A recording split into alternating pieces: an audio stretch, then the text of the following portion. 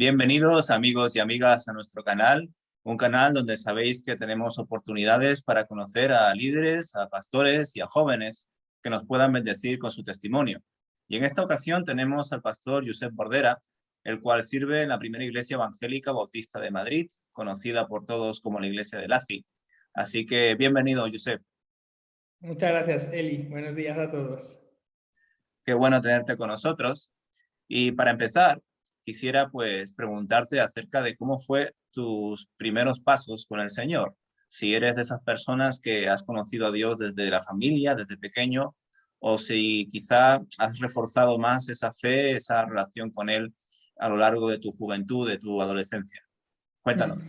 Bueno, las dos cosas entran bien en la misma pregunta, porque por un lado yo crecí en una familia creyente que iban a la iglesia, mis padres ya iban a la iglesia y fueron mis abuelos paternos los primeros que se convirtieron. Pero es cierto también que cuando éramos pequeñitos, por circunstancias logísticas, tampoco podíamos ir con asiduidad. Y yo recuerdo que en la adolescencia yo tenía convicción profunda de Dios y ahí yo hice mi propio compromiso, ¿no? De decir, oye, voy a intentar tomármelo en serio.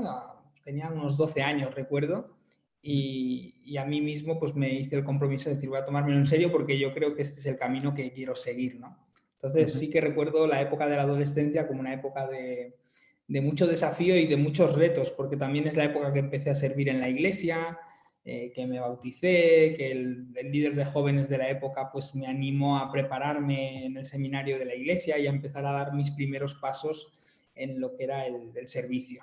Uh-huh, uh-huh. ¿Qué papel jugó en tus primeros pasos como creyente pues un poco el ministerio enfocado a los jóvenes, ¿no? El liderazgo juvenil, incluso el propio grupo, porque como bien sabes, dependiendo de cada congregación, pues hay congregaciones que el grupo de jóvenes es muy reducido, incluso desgraciadamente pues inexistente, y eso a veces también supone un problema para que cada vez demos ese paso de cercanía con la juventud, para que pueda recibir al Señor, para que pueda confirmar y practicar esa fe en la comunidad. ¿Cómo fue en tu caso? Pues con más o menos, yo creo, alrededor de los 16 años empecé a servir en el grupo de alabanza y empecé también a estudiar en un pequeño seminario que teníamos en la iglesia. Y ahí por los 17 o así sentí la vocación de servir más pastoralmente. Y entonces, en esa época, un poco más adelante, salió la oportunidad de llevar el grupo de jóvenes de la iglesia. Había bastantes jóvenes, aunque como en esas franjas a veces fluctúa mucho, ¿no? Y me encontré, estuve 10 años llevando el grupo de jóvenes y me encontré en etapas que había muchos jóvenes, otras etapas que no había casi ninguno, depende pues las épocas que se van casando, que van entrando nuevas generaciones y tal.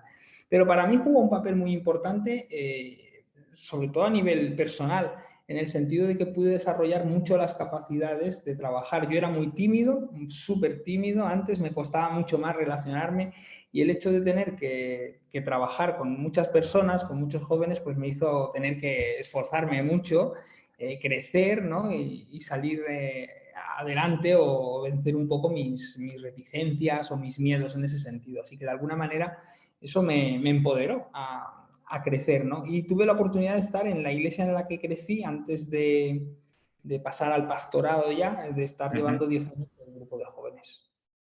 uh-huh.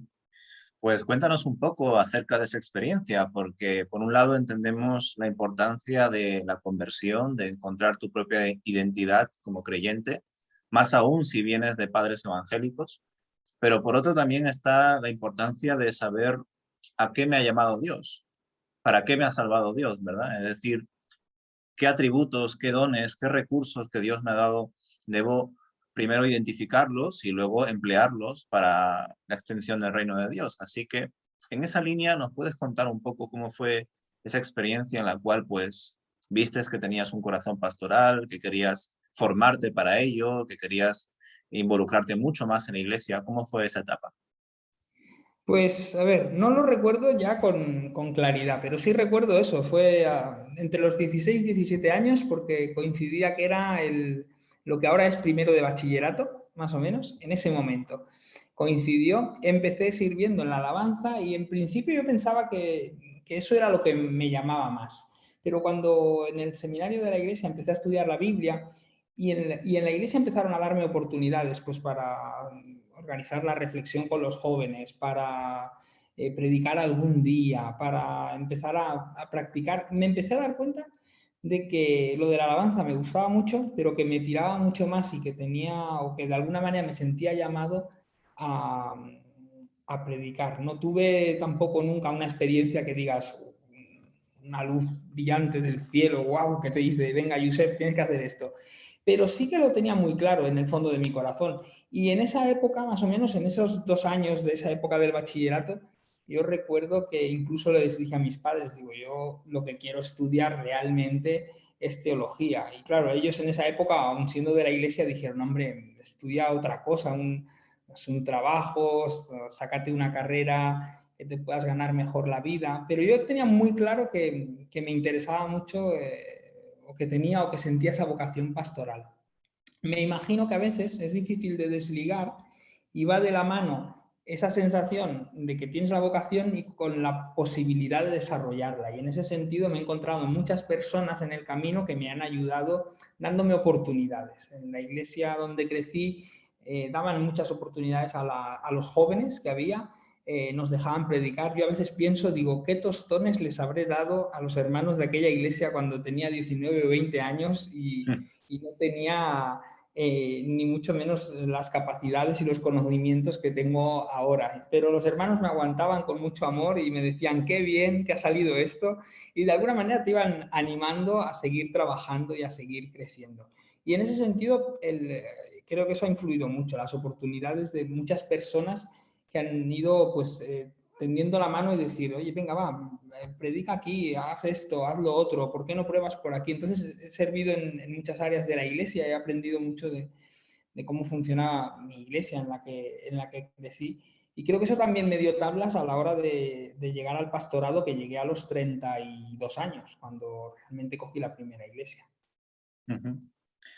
Bueno, los que te conocemos o hemos visitado de vez en cuando la iglesia de la CI, sabemos que te gusta la alabanza porque, aunque es atípico, a mí por lo menos me parece estupendo verte de vez en cuando en la batería. Y no es muy normal ver a un pastor de una iglesia pues ahí tocando la batería de vez en cuando, ¿verdad?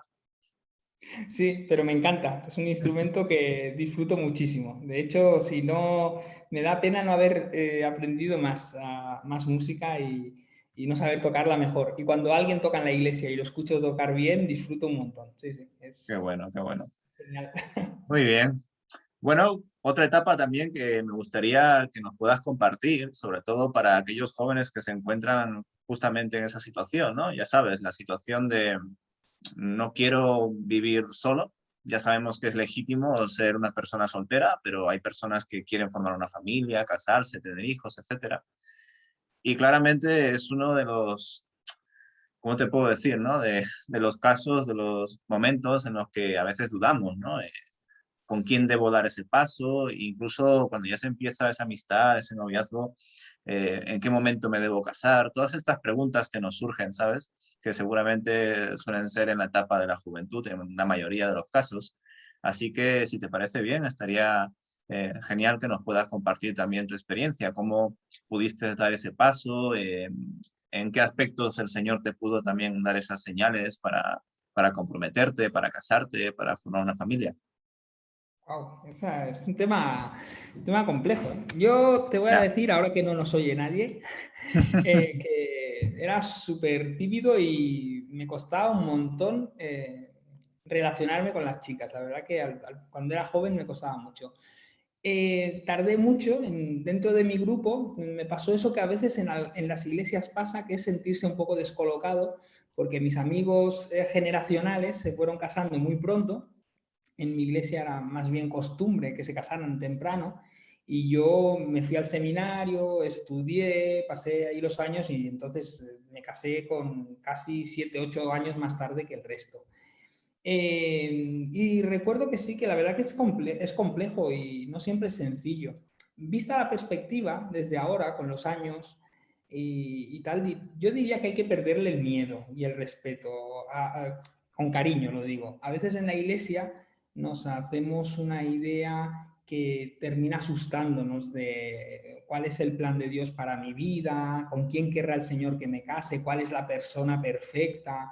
Y a veces llegamos incluso casi al borde de que nos asuste lanzarnos, ¿no? a relacionarnos con una persona, a pedirle de salir a alguien, porque nos hemos creado unas expectativas tan altas alrededor, no de la persona con la que queremos compartir, sino de saber qué es lo que Dios quiere para nosotros, ¿no? A veces, y entonces eso a veces nos frena un poco. Y yo creo que al final el Señor quiere que encontremos personas con las que podamos convivir, que realmente encajemos con ellos de alguna manera. Uno siente ya cuando con alguien puede hacer migas o no y descubres, pero luego al final tomas decisiones y vas adelante con las decisiones. El amor es un compromiso, es una decisión, son sentimientos también, pero también al final es dar pasos hacia adelante de fe y de compromiso, ¿no?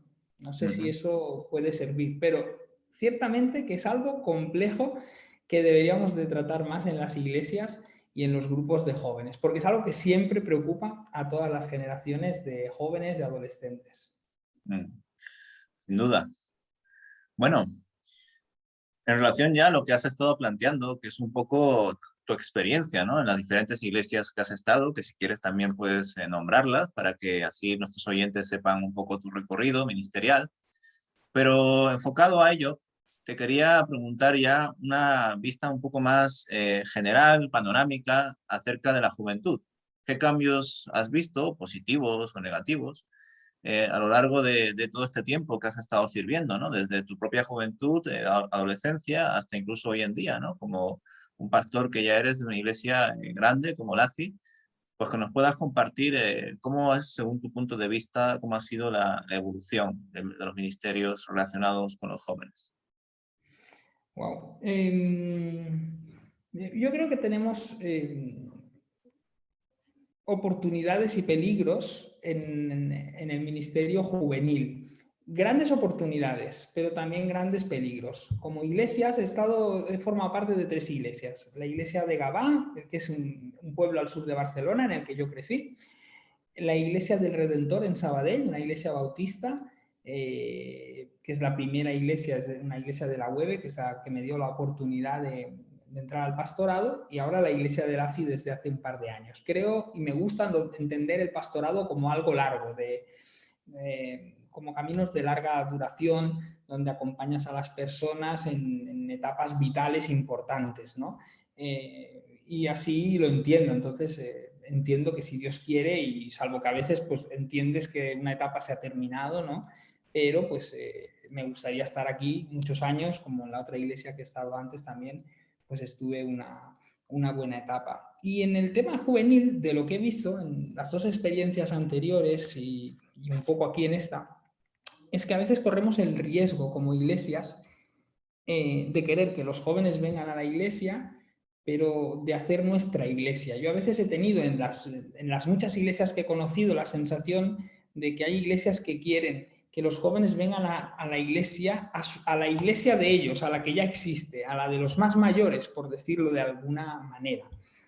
Y creo que el éxito, la oportunidad, realmente donde podemos hacer un gran énfasis o donde podemos hacer cambios es si hacemos que los jóvenes encuentren su iglesia, o sea, que la iglesia sea la iglesia de ellos también, no solo de ellos. Nuestras iglesias tienen que ser iglesias intergeneracionales. Yo creo en iglesias donde encajan todos los grupos de edad, todas las personas, no iglesias orientadas para jóvenes, para adultos, para españoles, para ecuatorianos o de donde sea. Yo creo en iglesias intergeneracionales, interraciales, donde todo el mundo se conecta y aprendemos unos de otros, que a veces es más difícil de gestionar, evidentemente, por la diversidad, pero también es mucho más enriquecedor. Se parece mucho más a la idea de pueblo de Dios, donde todos formamos un solo pueblo. Pero en esa experiencia creo que lo que a veces nos falta o lo que podemos mejorar de alguna manera es dar más oportunidades o dar más opciones a esos jóvenes para que entren, para que accedan, para que pongan en marcha sus ideas, para que se equivoquen, para que a veces lo hagan mal, para que a veces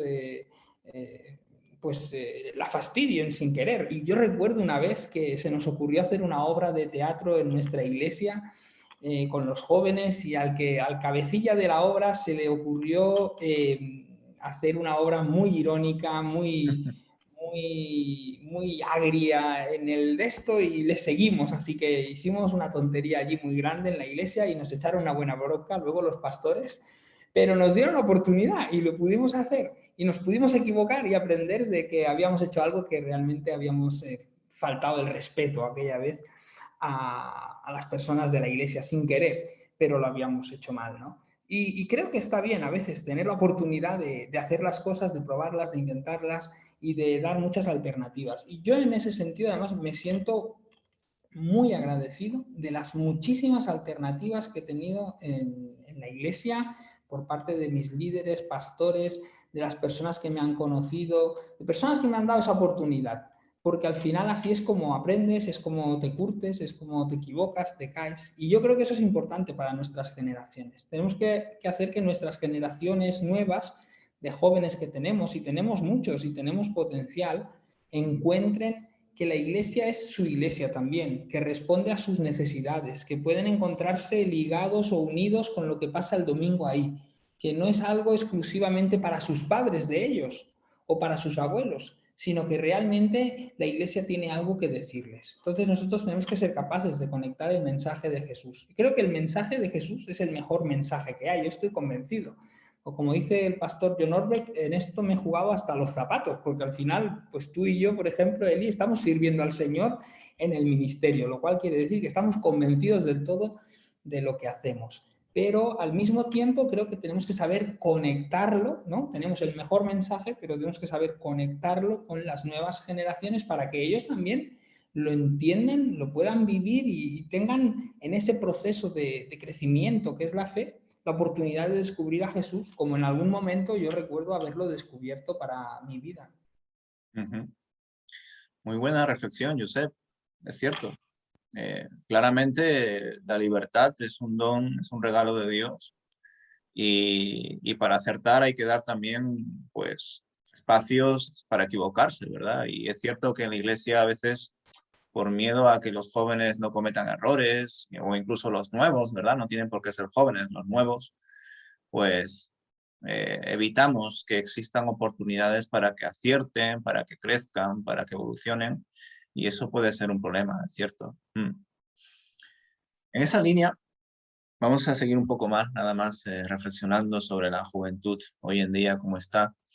Mm, ¿Qué consejos o qué puntos, vamos a decir, el Señor toca en tu corazón para tratar con los jóvenes? Es decir, a veces cuando hablamos de liderazgo, de la pastoral, pensamos que todos están más o menos cuadriculados en un mismo comportamiento, en una misma forma de ser, y con sus dones, etcétera, y no es para nada cierto. Hay pastores que tienen una mayor sensibilidad por los jóvenes, otros se enfocan un poco más en aspectos de evangelismo o de obra social, otros más en la enseñanza o en el trato directo de visitas con los hermanos, de acompañamiento, etcétera, ¿no?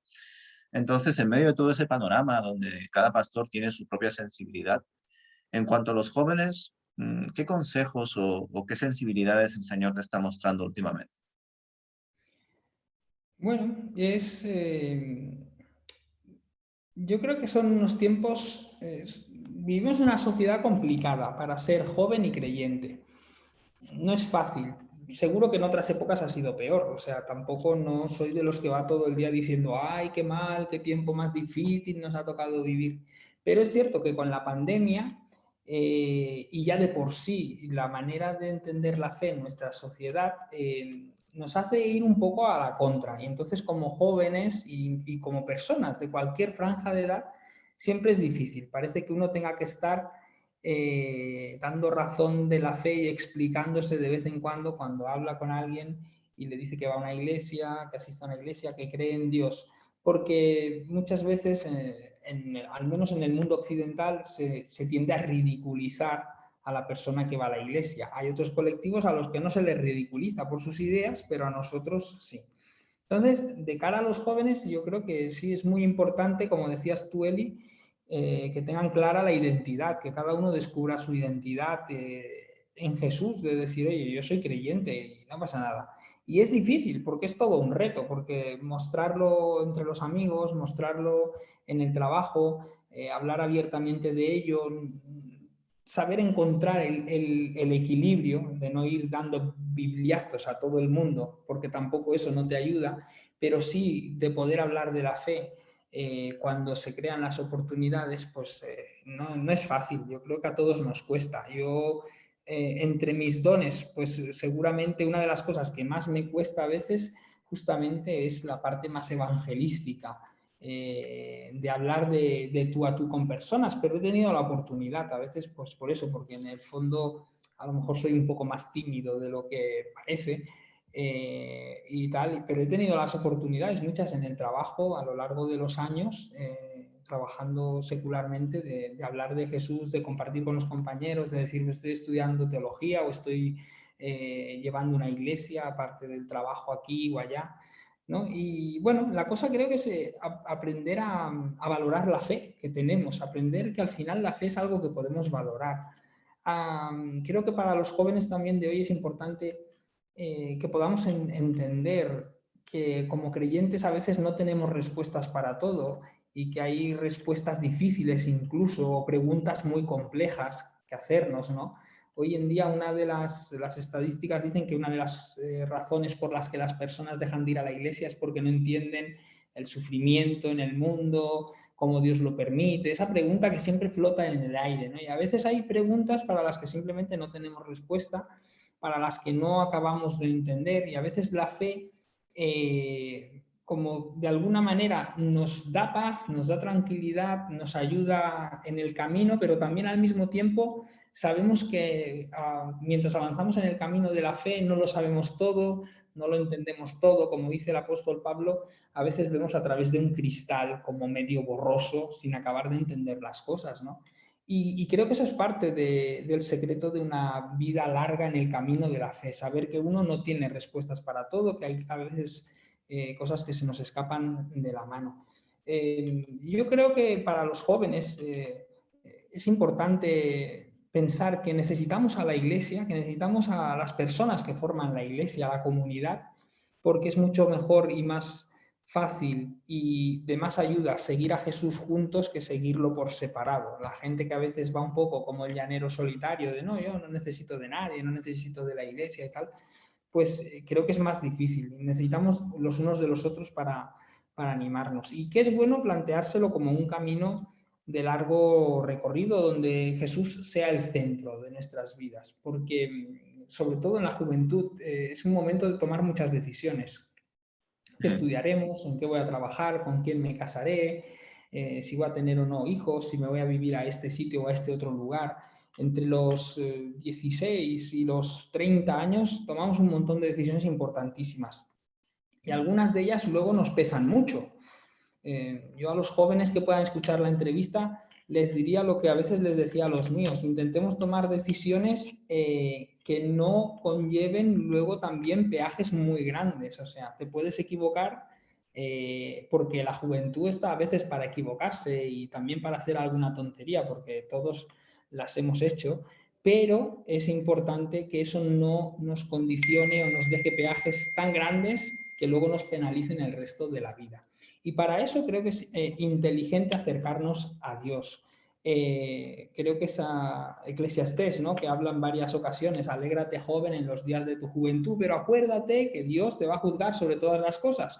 Y es una llamada de atención a decir, bien, disfruta de lo que tienes, disfruta de la juventud, disfruta de la vida que Dios te da, pero ten presente a Dios en todo, porque así pondrás el equilibrio para que no se te vaya la olla y realmente hagas, vivas la vida aprovechándola al máximo, pero también teniendo en cuenta, respetando que no estás solo en el mundo y que Dios está ahí y tiene un plan para ti, un propósito, o que está trabajando en tu vida, ¿no? Creo que eso es, pues, no sé, se me ocurren esas recomendaciones así ahora mismo en medio de la conversación. Y en medio de estos consejos y reflexiones que nos compartes, incluso yo quisiera, ¿no? Remarcar un aspecto que al menos yo lo he notado bastante desde tu llegada a la Iglesia de Laci, incluso que ha tenido su repercusión en la Comunidad Bautista de Madrid en cuanto a vuestros cultos de domingo, de por las tardes, un culto más contemporáneo, más fresco, más cercano, que claramente de vez en cuando incluso ha llamado la atención de otros jóvenes que han ido a visitaros y compartir con vuestros jóvenes, y que incluso, aunque sea un culto enfocado hacia la juventud, con un lenguaje un poco más contemporáneo, vemos que también hay hermanos que sin ser jóvenes asisten a los domingos por la tarde a vuestros cultos, ¿verdad? Y a mí me parece un aspecto interesante y positivo, porque yo me acuerdo que ya hace varios años, cuando empecé a congregarme con los jóvenes, a hacer actividades, visitas, etcétera, me daba cuenta, ¿no? Por hablar con algunos de ellos, que generalmente, como sabes, pues suelen ser los sábados, por la tarde, por la noche, que hacemos actividades. Y muchas veces, por nuestra forma de organizar y de ser, las reuniones de jóvenes se convertían en cultos de domingo, pero que se hacían el sábado y que incluso era como un término medio, ¿no? Como que se quedaba a medias. Tampoco era como ni una cosa ni otra, ¿no? Es cierto que añadíamos juegos o dinámicas, pero al final era como un tiempo de escuchar un mensaje, de alabanza, como si fuera un domingo, solo que se hacía un sábado. Y creo que dar oportunidades de que los jóvenes poco a poco se vayan sintiendo más cómodos, más incluidos, ¿no? En la iglesia, y que junto con ello los sábados también tengan sus espacios entre ellos, es algo vital para su crecimiento. ¿Qué opinas al respecto? Sí, en nuestro caso ha sido toda una apuesta intentar llevar adelante este culto, que ya lo teníamos un culto por la tarde los domingos y que con la pandemia o después de la pandemia aprovechamos para hacer un ligero cambio en la manera de hacerlo. Estamos trabajando en ello. Creo que ha sido una oportunidad para que venga mucha gente, que nos visite. Muchas personas de la iglesia nos lo pedían también, que necesitaban algo así, que fuera un poco distinto, un poco más fresco, que vieran algún tipo de cambio y conectara mejor con la juventud, pero viene gente de todas las franjas de edad. Teníamos la suerte de tener ya los dos cultos, con lo cual pues eso nos ha facilitado un poco también el poder hacer esta gestión. Y aunque aquí no está tan interiorizado, en España, pero sí que es cierto que en muchas iglesias norteamericanas tienen el culto, tienen 2 o 3 servicios el domingo y tienen el clásico y el contemporáneo el mismo día, uno a las 11 y uno a la 1, o uno a las 10 y el otro a las 12 o a la 1. O sea, que es algo que realmente en otros lugares funciona muy bien. Yo creo que nos da la oportunidad de intentar llegar a todos y de intentar conectar con todos, porque también es verdad pues, que tenemos aquí en la iglesia de Laci hay unos 30 adolescentes, pero les cuesta venir a la iglesia a veces y conectar con lo que pasa el domingo. Pues si tenemos que intentar conectar con ellos, tenemos que intentar acercarles el Evangelio y que lo puedan entender. O sea que bueno, es todo un trabajo y estamos en ello, porque todavía estamos trabajando. Eso está como empezando, bueno, poco a poco a ver si termina de encajar bien y de funcionar como queremos. Muy bien, Josep. Pues por último, me gustaría que nos puedas compartir alguna expectativa de futuro, algún evento, alguna actividad que ya, ahora que empezamos un nuevo curso, por decir así, ¿no? Ya estamos en septiembre, las iglesias otra vez ya están con las pilas cargadas y comenzamos ya con nuevos proyectos y nuevos eventos. Así que si quieres compartirnos alguno en el que estés tú involucrado o la iglesia de Laci esté organizando, nos puedes compartir. Mm. Pues bueno, estamos trabajando en muchas cosas, pero especialmente me hace mucha ilusión si todo va bien y acaban de encajar las cosas bien y las pandemias y las fechas lo permiten. En octubre vamos a tener aquí a un pastor mexicano, es chileno, pero está en México, Ulises Oyarzún. Es un pastor muy interesante. Le he estado escuchando en varias ocasiones y me parece muy relevante la manera de predicar y de compartir el evangelio que tiene, y que resulta que es el pastor de la iglesia que fundó en Monterrey Jesús Adrián Romero. Y tenemos la oportunidad, tenía ganas de venir a España, conectamos con él y bueno, pues así conversando, miramos de tenerlo por aquí y de que esté con nosotros, con las iglesias bautistas, de aquí de Madrid, a ver si podemos pues aprovechar esos días, tener una buena experiencia. Y por lo demás, pues lo que dices tú, es septiembre, arranca la vida, tengo la pizarra llena de post-its, de cosas que tengo pendientes y con muchas ganas de ver qué nos deparará este año, con muchos deseos de que el Señor también ponga su mano y las olas de la pandemia se vayan moderando y podamos recuperar un poco la dinámica habitual de la iglesia, que yo creo que la iglesia lo necesita, las personas necesitan volver a esas dinámicas de relación, de fraternidad, que en una parte importante se han perdido por culpa de este tiempo difícil. Ujú. Pues muchas gracias, Josep, por tu tiempo, por tus reflexiones, por tu experiencia y especialmente por tu cariño por el ministerio que se nota y que incluso, como te he dicho antes, pues se ha visto que ha impactado en la comunidad bautista de Madrid, está causando efectos positivos en los jóvenes, así que muchas gracias, Josep, por todo tu trabajo. Gracias a ti, Eli, por la entrevista, por el tiempo también y por el cariño mutuo. El Señor te bendiga mucho en la labor que haces con los jóvenes. Amén, igualmente. Muy bien, hermanos, os damos gracias por todo el tiempo que nos habéis dado. Esperamos que os haya sido de bendición el testimonio y todo lo que Josep Bordera nos ha compartido. Recordad que próximamente seguiremos entrevistando a más pastores, a más líderes y a más jóvenes, así que os invitamos a que estéis atentos a las redes sociales y que sigáis nuestro canal de YouTube. Que el Señor os bendiga.